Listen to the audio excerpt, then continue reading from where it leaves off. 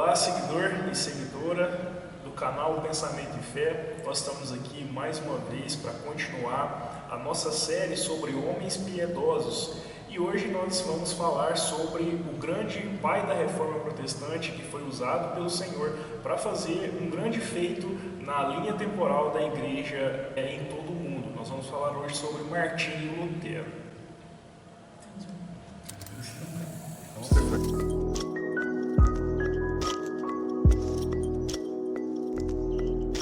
Martinho Lutero, um personagem bem relevante da história, nasceu em 10 de novembro de 1483, século XV.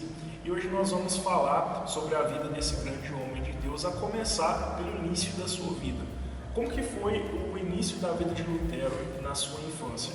Lutero era um homem de família pobre, que não tinha muitos recursos, mas o desejo dos seus pais era que ele fosse para a faculdade e estudasse direito.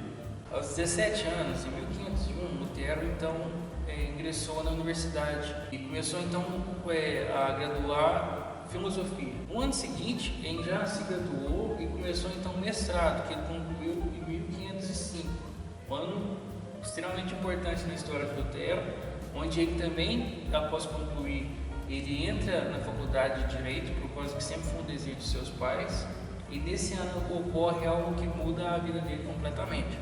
Um dos eventos que mudou bastante a vida de Lutero foi quando ele estava a caminho da sua cidade e ele se deparou com uma tempestade horrorosa, uma tempestade horrível.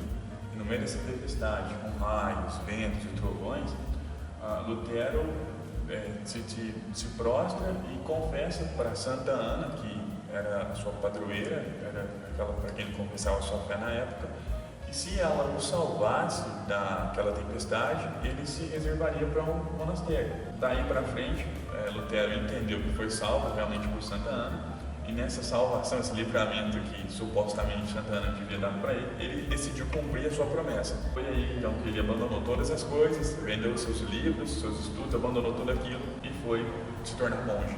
E esse episódio então da vida de Lutero demonstra algo que ele vivia muito desde a infância, que é o medo da ira de Deus. Ele via como se Deus estivesse sempre irado contra ele e ele queria se salvar de qualquer forma, só que ele tentava fazer isso pelas formas erradas, né? E realmente esse episódio ele é um dos grandes marcos na vida de Lutero. A gente fala de um jovem, mesmo que teve uma família pobre, né? Era destaque de forma intelectual e entra na faculdade de novo, forma muito rápido, se torna mestre muito rápido, e é por causa que um raio quase o atinge, então ele se vê devoto religiosamente, ele abandona tudo aquilo que ele construiu, tudo aquilo que de grande em certo momento que ele seria, né, por ser muito inteligente, por ser um mestre já na sua época, lá em 1500, Idade Média. Então ele se torna hoje então um devoto religioso, largando tudo. Mas o que é muito interessante é que ele é um filósofo, ele tinha até esse apelido na faculdade, de o filósofo. Então ele entra para a escola de monges agostiniana. E é nesse momento então que as coisas também começam a caminhar para um outro lado que vai marcar a vida do Lutero. Mas é muito interessante saber que um filósofo formado, mestre, agora abandona tudo aquilo que ele estudou, mas também para entrar num outro tipo de faculdade da vida dele, por mais que seja de devoção religiosa, era de um dos maiores filósofos também que o mundo já viu, que foi Agostinho de Hipona.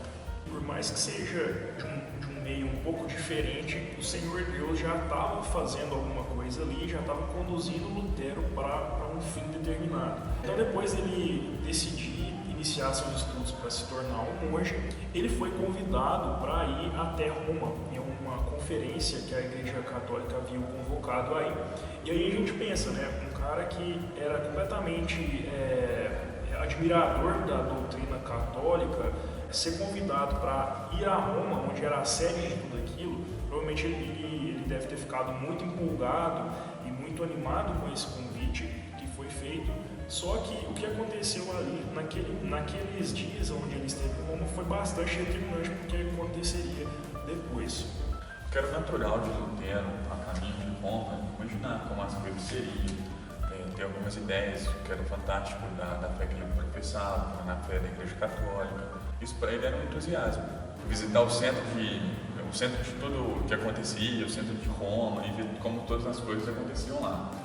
Mas aquilo para ele foi uma frustração. Frustração porque ele viu muito pecado, ele viu muita corrupção lá dentro, não só dentro da igreja, mas na cidade. Se deparou com as indulgências, se deparou com muitas pessoas fazendo o que elas não deveriam fazer. Os sacerdotes, os padres, o Papa, que deveriam ser pessoas exemplo na vida cristã, na vida de santidade, não era exemplo para Lutero mais. Então aquilo frustrou bastante. Ele foi para alcançar alguma coisa boa e voltou completamente frustrado ou decepcionado com o que ele viu lá naquela cidade de Roma. Então, depois dessa experiência, ele voltou para a Alemanha e aquela revolta que havia se iniciado dentro dele, ela continuava. Mas, enfim, ele foi continuar com seus trabalhos ali na Alemanha e uma característica marcante de Lutero, como já foi falado aqui, ele era muito estudioso. Preparando seus sermões ou palestras acerca da carta de Paulo aos Romanos, algum versículo ali, um versículo se destacou diante dele, que foi justamente aquele do capítulo 1, que diz que o justo viverá pela fé. Então, a partir disso, Lutero começou a preparar alguns escritos para interferir de forma mais intensa sobre tudo aquilo que ele estava vendo naquele momento. Ao estudar a palavra, ele realmente chegou nessa parte e as coisas então começaram a brotar dentro dele uma vontade de reformar. No sentido de Lutero, ele nunca teve a vontade de dividir, mas sim de reformar. Então, em 31 de outubro de 1517 é que acontece o grande marco do início da reforma, onde Lutero, então, tudo aquilo que ele estudou, e a gente quer também com toda a inspiração assim, de Deus trabalhando na vida dele, ele coloca ali na porta da igreja 95 teses, corrigindo muitas doutrinas ali da ICAR naquele momento. A porta da catedral de Wittenberg era como se fossem as redes sociais de hoje. Estava todo mundo vendo naquela época, estava todo mundo correndo atrás para saber o que estava sendo pregado naquelas portas. Lutero então prega e ali começa uma espécie de revolução. Não era a sua intenção, realmente. E a ideia dele era reformar o que estava sendo, o que estava defeituoso, o que estava errado. Com aquela atitude, então, ele começa o que hoje nós conhecemos como a Reforma Protestante. Um fato curioso do 31 de outubro é que são 2 dias antes do dia de finados. O que acontecia naquela cidade lá de Lutero? O pessoal ia para os cemitérios no dia 2, mas não só no dia 2, eles se preparavam ao longo da semana, ao longo dos dias anteriores, para que quando chegasse no dia 2, tudo estivesse ali cheio de movimento, as pessoas estivessem comprando, vendendo, indo para o cemitério, visitar os mortos e coisas assim do tipo. Então, no dia 31 de outubro, tinha muita gente na catedral, muita gente vendo, muita gente passando. Não era uma cidade, embora fosse uma cidadezinha, né? Não era uma cidade que estava vazia, cheia de movimento, com muitas coisas acontecendo. Quando ele pregou essas 95 teses, foi o marco da história da Reforma Protestante, e dali para frente tudo começou a mudar. Mas é válido lembrar que o que aconteceu com Lutero era aquela intenção de purificar o seu coração.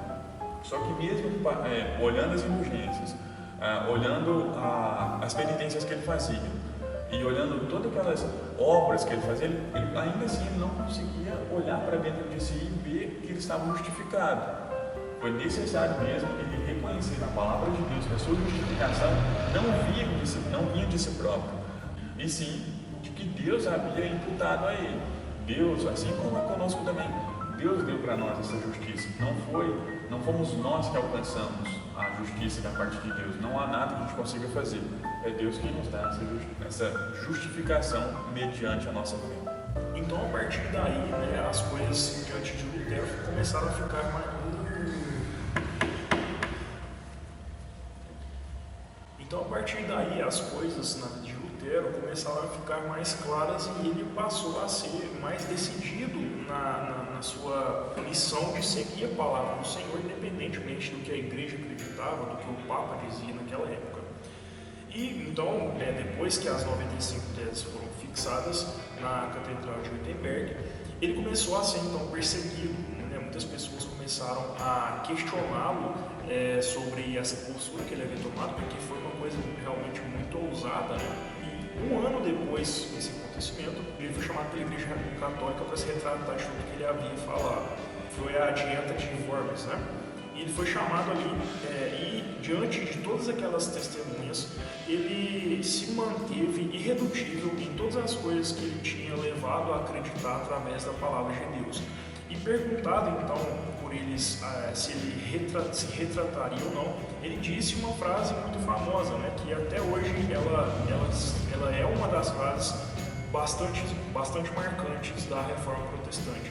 Ele disse o seguinte: a não ser que eu seja convencido pelo testemunho da Escritura ou por clara razão que o Papa ou que toda a Igreja Católica esteja errada, eu estou preso às Escrituras. A minha consciência é cativa da Palavra de Deus e eu não posso retratar-me e não me retratarei de coisa alguma, uma vez que não é seguro nem correto ir contra a consciência.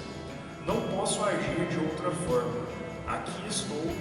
Que Deus me ajude. Amém. Então, a partir desse momento, ele decidiu firmemente a caminhar segundo a palavra do Senhor, e isso resultou claramente, né, na sua expulsão da Igreja Católica. Foi um fato milagroso de Lutero ter saído vivo, porque outras pessoas, antes de Lutero, tentaram fazer a mesma coisa que ele, reformar a Igreja Católica. Mas eles não conseguiam, porque quando eles chegavam num determinado ponto, ou eles chegavam numa dieta, como foi essa dieta de Worms que Lutero entrou, eles não saíam vivos. Poucos deles eram assim. Um exemplo disso era de John Huss. Ele chegou a ser queimado a fogueira, cerca de 100 anos antes de Lutero. Ele tentou reformar a igreja, tentou lutar contra o que estava acontecendo, mas a igreja não aceitou. É claro que as medidas naquela época eram bem diferentes das de hoje, mas Lutero ter saído vivo foi realmente uma providência e um milagre de Deus, porque não era a intenção dos papas daquela época de ter esse tipo de atitude com aquelas pessoas que se levantavam contra a Igreja Católica. Um outro ponto curioso nessa história toda de Lutero é que foi nesse intervalo, nessa ida para a dieta de Worms, que ele compôs aquele belo hino que a gente conhece como Castelo Forte. Uma das canções mais belas e mais tocadas hoje nas igrejas reformadas históricas. Após a sua excomunhão ali da Igreja Católica, Lutero segue com sua vida, né? Continua devoto a Cristo, né? Não mais a religião, mas a Jesus e a sua palavra. Então isso causa toda não só uma reforma, né? Marcado como reforma dentro da igreja, mas uma reforma até da sociedade, né? Com a criação então da religião protestante, né? Que se forma ali após isso, muita coisa muda no mundo. E a própria Igreja Católica hoje não é mais a mesma coisa daquela época, né? Graças à posição de Martinho Lutero. Não só mudou o cristianismo dentro da religião evangélica protestante reformada, mas também nas atitudes que a Igreja Católica tomaria no seu futuro. E após isso tudo, então, como eu disse, né, Lutero ele manteve sua vida e ele se casou, ele teve filhos, e em 18 de fevereiro de 1546, então ele morre, né, na sua própria cidade natal. Bom, pessoal, a gente vai falar algumas obras de Lutero, né, entre as várias que ele escreveu. Ele foi um escritor muito intenso de comentários bíblicos também.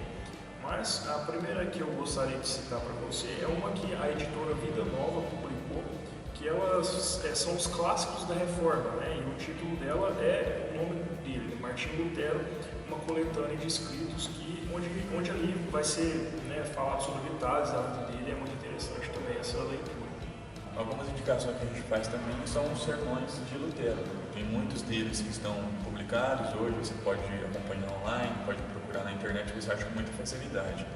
Mas um livro que eu indicaria também é o livro que chama Nascido Escravo, que foi um dos livros que ele escreveu na época mesmo da Reforma para refutar aquela ideia de que o homem tem condição de se levantar e crer em Deus por si só. O Lutero entendia, e o que nós achamos que é correto mesmo, é que se Deus não agir na nossa vida, nós não temos essa condição.